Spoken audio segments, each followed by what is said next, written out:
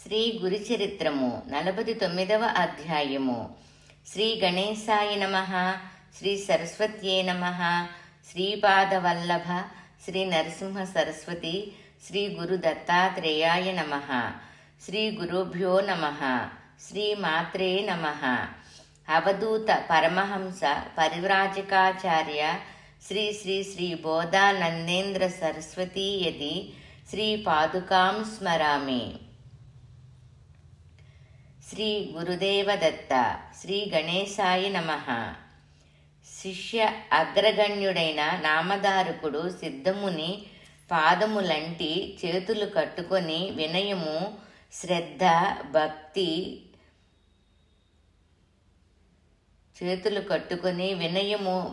శ్రద్ధతోప ఇట్లనెను. సాక్షాత్తు త్రిమూర్తి అవతారమును మానుష వేషధారి అయిన గురుమూర్తి గంధర్వ నగరమున ఏల ఉండెను. ఆ క్షేత్రము పేరేమి?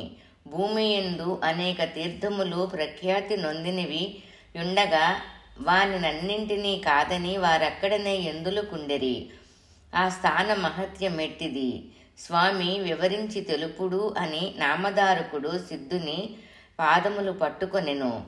అతని మాటలకు సంతోషమునందిన వాడైన సిద్ధుడు విశదముగా చెప్పెను. ఓ శ్రోతలారా, సమాహిత చిత్తులయి వినుడు.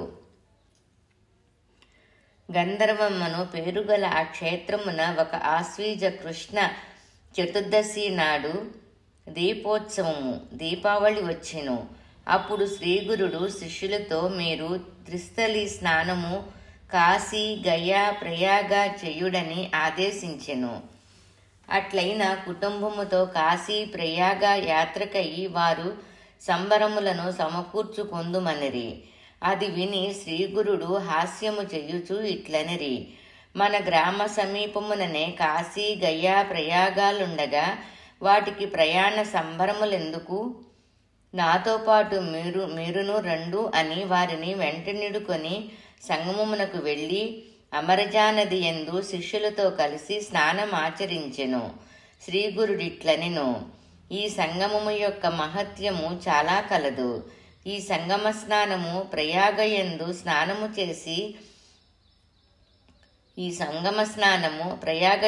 స్నానము చేసినంతటి ఫలమిచ్చును. షట్కూల తీర్థ స్నానం ఎంతకంటే అధిక ఫలము.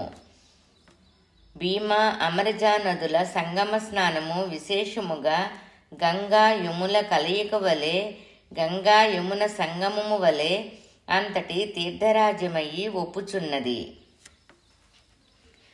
ఇచట అమరజా నది ఉత్తరవాహిని అయ్యి ప్రవహించినందున ఈ క్షేత్రము కాశీ కంటెను అపార పుణ్యము నిచ్చునదయ్యు, అపార పుణ్యాన్ని ఇస్తుందంట. కాశీ కంటెను అధికమైనదియు అని చెప్పబడినది. ఇచట 8 తీర్థములు కలవు. వాని మహిమ గొప్పది. అవి ఒకదానికంటే ఒకటి మహిమ కలవి. వాటి పావనత్వమును గురించి ఏమి చెప్పను. శ్రీగురుని మాటలు విని భక్తులు శ్రీగురునకు నమస్కరించి ఈ అమరజ అనునది ఎచ్చట ఎట్లు పుట్టినది, దానిక పేరెట్లు వచ్చెను అని అడిగిరి. శ్రీగురుడిట్లనెను. మీరు మంచి ప్రశ్ననే అడిగితిరి. జాలంధరాఖ్యానమును ఈ కథ చెప్పబడినది. జాలంధరుడను నిశాచారుడు భూమినంతయు జయించి దేవతలను కూడా ఓడించెను, స్వర్గమును అపహరించెను. దేవతలు పలాయనమైరి. దేవాసుర యుద్ధమున దేవతలు హతులయ్యి ఇంద్రుడు ఈశ్వరుని వద్దకేగి సర్వము నెరింగించెను. ఇంద్రుడిట్లనెను. శివా శంభో, దైత్యులు దేవతలను హతమొనరించుచున్నారు. నీ పాదములను పట్టిన వాడును. దీనికి సత్వరము ఉపాయమాలోచింపుము. యుద్ధమున దెబ్బతిన్న రాక్షసుల రక్తము భూమిపై పడినంతనే ఎన్ని బిందువులు రక్తము నేలపై పడినో అందరు దానవులు జన్మించుచున్నారు. పాతాళము, భూలోకము, స్వర్గము అంతయు రాక్షసులమయమైనది. 3 లోకాలు రాక్షసులైపోయాయి. అంత జనం రాక్షసులే ఉన్నారంట. రాక్షసమయమైపోయింది. దేవతా సైన్యమంతయు హతమగుచున్నారు, నిర్బలులమైతిమి అని విన్నవించుకొనెను. ఇంద్రుని మాటలు విని లోకములను దహించునాయన్నంత క్రోధమునంది రుద్రుడు రౌద్రరూపము ధరించి రాక్షసులు హతమనరింప సన్నిధుడాయిను. అప్పుడు దేవేంద్రుడు మరణించిన దేవతలు తిరిగి ఏ ఉపాయమున చేతనైనా మరలా జీవింపచేయు యోచింపుడు అని ప్రార్థించెను. దానితో తృప్తినందున శివుడు హతులైన దేవతలు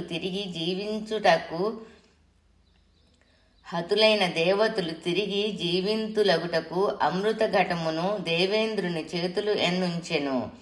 అది తీసుకొని దేవేంద్రుడు మృతులైన దేవతలపై ఆ అమృతమును ప్రోక్షించెను. వారందరూ నిదురించి లేచిన వారి వలె పునర్జీవులైతిరి.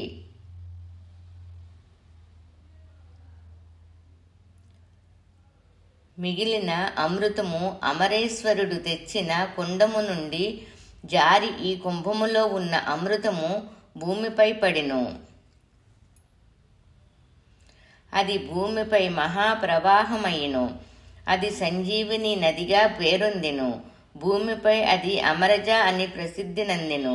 అది వాక్కు, మనసు, శరీరము శుద్ధి చెయ్యును. NB అమరజ నదీ స్నానము వాక్కు వలన, మనసు వలన, దేహము వలన చేసిన త్రివిధ పాపములను క్షాళనము చేసి శుద్ధి చెయ్యును.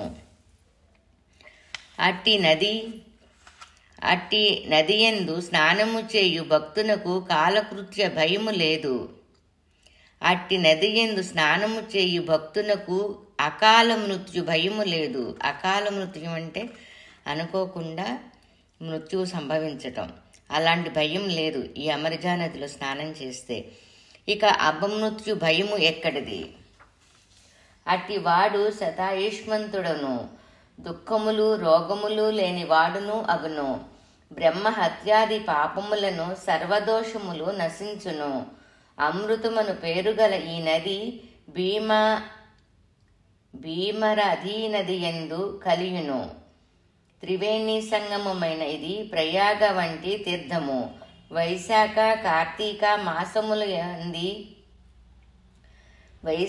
కార్తీక మాసములందు సంగమమున స్నానము చేసిన వాడు ఈ లోకమున సుఖమును అనుభవించి అంతమున మోక్షమునకు పోవును. వీలున్నచో నిత్యము స్నానమాచరించనగును. లేనిచో సూర్యచంద్ర గ్రహణ కాలముల సంక్రాంతి మొదలగు పర్వదినములందు ఏకాదశుల యందు సంగమ స్నానమాచరించిన పుణ్యం అనంతం, లెక్కలేనంత పుణ్యం వస్తుందంట. ఘటించినప్పుడల్లా స్నానం అనరించుచుండిన దోషములు పోవును. ఇక్కడ అశ్వత్థ సమీపమునున్న మనోహర తీర్థమున స్నానం అనరించిన పురుషుడు శతాయుష్మంతుడగును. ఇట్టిది సంగమము యొక్క మహత్యము. దీనికి ముందుట అశ్వత్థ వృక్ష సన్నిధిని ఒక తీర్థ శ్రేష్టము కలదు. అది మనోహర తీర్థమని ప్రసిద్ధి. అచట స్నానమాత్రము చేతనే సకల మనోరథములు సిద్ధించును. ఎచ్చట కల్పవృక్షమైన అశ్వత్థ వృక్షము కలదో అచ్చట సిద్ధింపనిది ఏమీ ఉండదు. అశ్వత్థము కల్ప ద్రుమమనుట సత్యము, సందేహము లేదు. ఏ కోరికలు నచ్చట మానవుడు కోరునో అవి వానికి చేకూరును. ఇట్టి మనసునందలి కోరికలు నీడేర్చు తీర్థము అచ్చట అశ్వత్థ సన్నిధి ఎందున్నది. అది అన్ని కోరికలు నీడేర్చున్నదని అన్ని లోకములు ప్రఖ్యాతి నందినది. ఇచ్చట తీర్థమును ఎవడు సేవించునో వారి మనోకామనలు గురినాథుని వాక్కువలే శీఘ్రమే పూర్ణ సిద్ధి నందును. నేనచ్చట సదా ఉందును అని నిశ్చయముగా చెప్పుచున్నాను. ఎవడు భక్తితో అర్చించునో ఈ కలియుగమందును వానికి నా దర్శనమగును. ఈ కల్పవృక్షమును ముందుగా పూజించి తర్వాత సంగమమున శివాలయమునకేగి త్రయంబకునికి ఎదురుగా నమస్కరించి సమాహిత చిత్తుడయి మృతజప మనొచ్చవలయును. శ్రీశైలమందు మల్లికార్జునుని వలె సంగమమున రుద్రుడు కలడు. అచట శివునికి భక్తిపూర్వకముగా ప్రదక్షిణ మొనరించవలెను. ఆ విధానమెట్టిదన మొదట నందీశ్వరుని నమస్కరించి అచట నుండి చండీశ్వరుని వద్దకు పోవలెను. చండీశ్వరునికి నమస్కరించి అచట నుండి మరలా సవ్యముగా నందీశ్వరుని చూచి అచట నుండి సోమసూత్రము సమీపించి ప్రదక్షిణ మొనరించి వెనుతిరిగి నందీశ్వరుని వద్దకు వచ్చి నమస్కరించి చండీశ్వరుని సమీపించి సోమసూత్రమును మరలా నమస్కరించి శివుని వద్దకు రావలెను. ఇట్లు చెయ్యి ప్రదక్షిణము శైవీ ప్రదక్షిణ మనబడును. ఇట్లు 3 ప్రదక్షిణములు నొనరించి వృషభము నందీశ్వరును సమీపించి శివ దర్శన మొనరించిన వాడు పాపముల నుండి విడవడును. శివుని దర్శించిన విధానమెట్లన నందీశ్వరుని వృషణముల మీద ఎడమ చేతి నుంచి కుడి చేతి బొటన వ్రేలును చూపుడు వ్రేలును ఒక్కొక్క దానికొక్కొక్క కొమ్ము వృషభ శృంగములపై నుంచి ఆ మధ్య సందుగుండా శివుని చూడవలయును. ఇట్లు సంగమేశ్వరుని ఆరాధించిన వాడు ఇంద్రుని వలె గృహమున అఖండమైన ధనధాన్య సంపత్తి కలిగి లక్ష్మీయుతుడయి పుత్ర పౌత్రాభివృద్ధి కలుగుయుండును.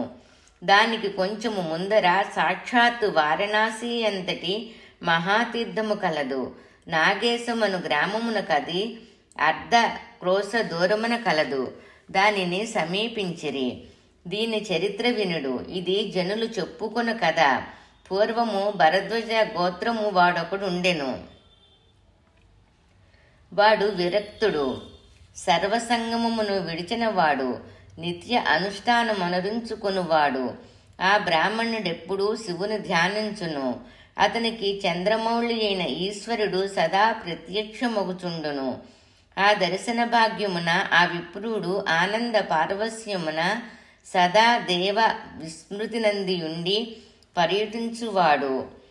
లోకులతనిని ఇతను పిశాచి అని సదా నిందించువారు. అతనికి 2 సోదరులు కలరు. వారి పేరులను తెలుపుదను. ఒకని పేరు ఈశ్వరుడు, రెండవవాడు పాండురంగడు. మరొకసారి కాశీయాత్ర చేయు సంకల్పించిరి. వారు దారిభత్యము సంపాదించుకొని కాశీయాత్రకయి బయలుదేరుచు తమ సోదరుడైన ఆ విప్రునితో, ఓ పిశాచమా, మాతో కాశీ వచ్చిదవా అనిరి. బ్రహ్మజ్ఞుడైన అతడు మూఢులు పామరులు అయిన ఆ బ్రాహ్మణులకు పిశాచము వలె కనిపించట సహజము. ఆ మాట విని ఆ ద్విజుడు, సోదరులారా, కాశీ నా వద్దనే కలదు. కాశీ విశ్వనాథుడు నా సమీపముననే ఉన్నాడు. వలసినచో మీకును చూపెదెను అనెను. అట్లు పలకవారు ఆశ్చర్యం పొంది, మాకు విశ్వేశ్వరుని చూపుము. విశ్వేశ్వరుడిక్కడే ఉన్న, కష్టపడి కాశీకి పోనేలా. నీవు దర్శనము చేయించిన మాకు ప్రయాస ఉండదు. ఇట్లు పలకగా అతడు నదియందు స్నానము చేసి వచ్చి ఈశ్వరుని ధ్యానింపగా శివుడు ప్రత్యక్షమైను. అతడు శివుని, స్వామి, ఈ క్షేత్రమున కాశీక్షేత్రమనొచ్చుడు. అతడు శివుని, స్వామి, ఈ క్షేత్రము కాశీక్షేత్రముగా మనొచ్చుడు. ఇచ్చట నిత్యము విశ్వేశ్వరుని దర్శనము అనుగ్రహింపుడు అని ప్రార్థించి పాదములు నంటెను. భక్తవత్సల సామ్రాట్టు అయిన ఈశ్వరుడు ప్రసన్నుడయి అచట కాశీ నేర్చరచెను. మణికర్ణికా కుండము ఏర్పడెను. కుండ మధ్యమున విశ్వేశ్వర లింగమావిర్భవించెను. ఎచట నది గంగ ఉత్తరవాహినిగా ప్రవహించును. అచట కాశీ వెలియును. కుండమున భాగీరథి గంగాజలముతో సమానమైన జలము వెడలెను. కాశీ క్షేత్ర చిహ్నములన్నయు అచట అగుపించెను. అట్లు భీమా అమరజా సంగమ ప్రాంతమున కాశీక్షేత్రం ఏర్పడెను. ఆ బ్రాహ్మణులది చూచి అందు స్నానము చేసి, ఇతడు పిశాచి కాడు, జ్ఞాని ఎనరి. అతడు బంధుజనులతో ఇట్లనెను, విశ్వేశ్వరుడిచట కాశీని ప్రసాదించెను. మీరు ఇచటనే స్నానాదులు చెయ్యుడు. ఇతరత్రా పోనవసరము లేదు. బంధువులారా, నేను భ్రాంతుడను. నన్ను గోస్వామి అను పేర పిలువుడు. మీరిరువురు సోదరులు సదా శివారాధన చెయ్యుడు. ప్రతి సంవత్సరము మీరిరువురు ఆధారపూర్వకంగా ఇచ్చటికి వచ్చి ఇచ్చటనే కాశీయాత్రను జరుపుకొనుడు అని తన వారిని ఆదేశించెను. ఇట్లు గురుమూర్తి చెప్పగా విని సర్వ శిష్యవర్గము స్నానాదులు ఆచరించిరి.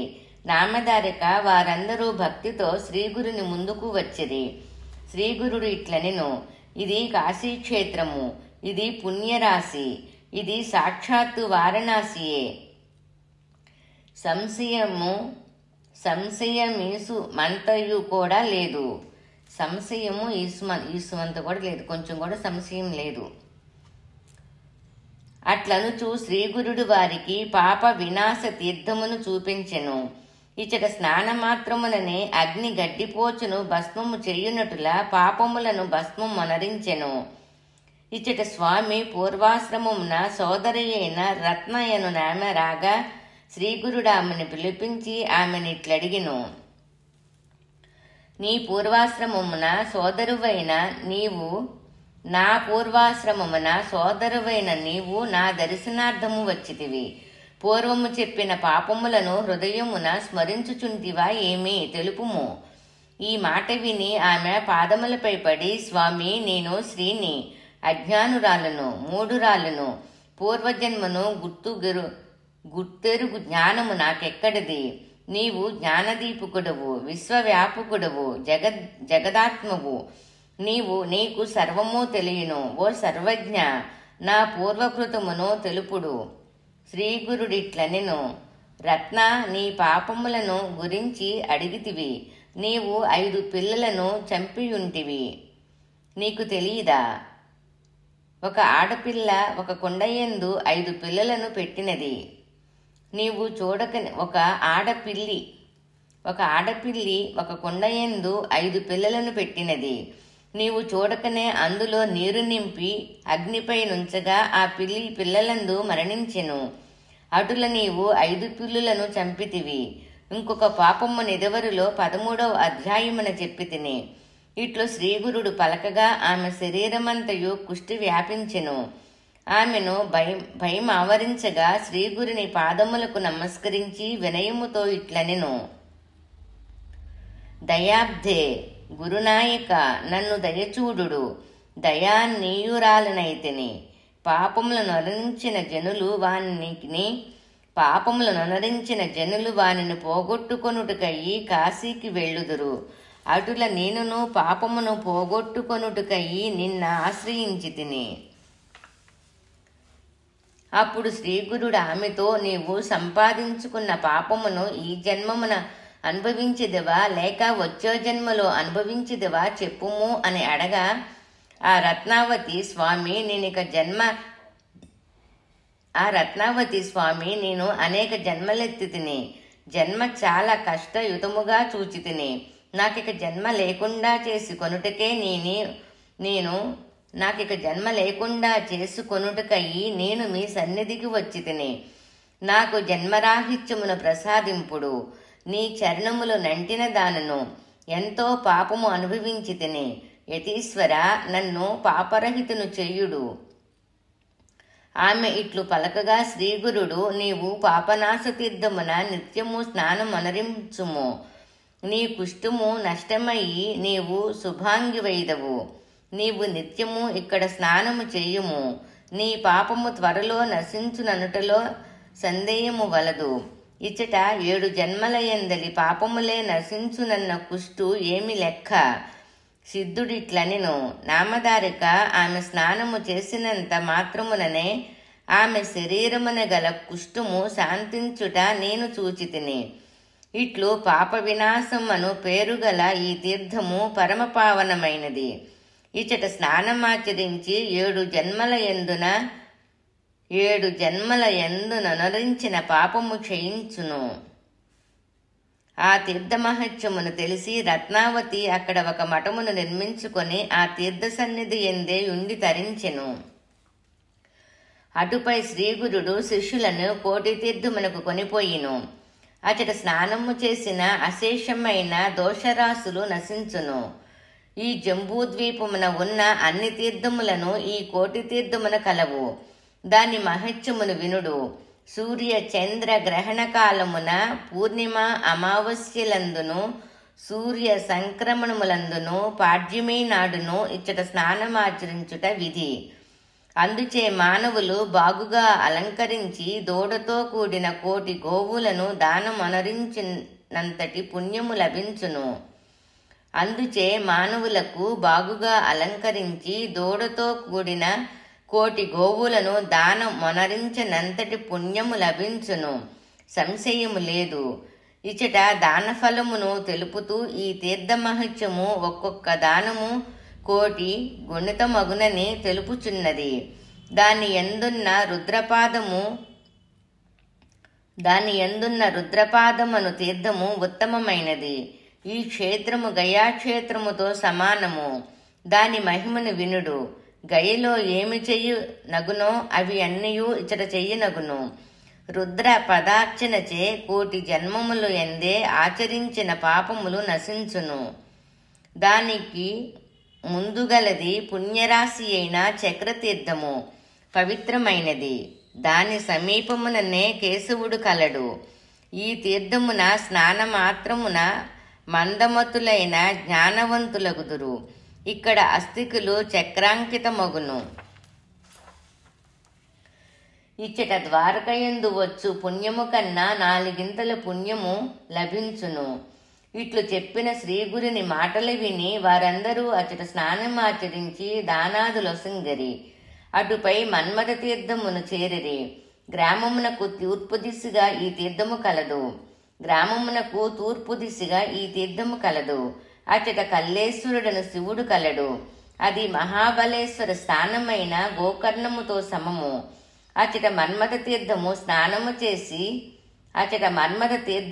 స్నానము చేసి కల్లేశ్వరుని పూజించిన విధిగా అష్టైశ్వర్యములు చేకూరుననుటలో సంశయము లేదు.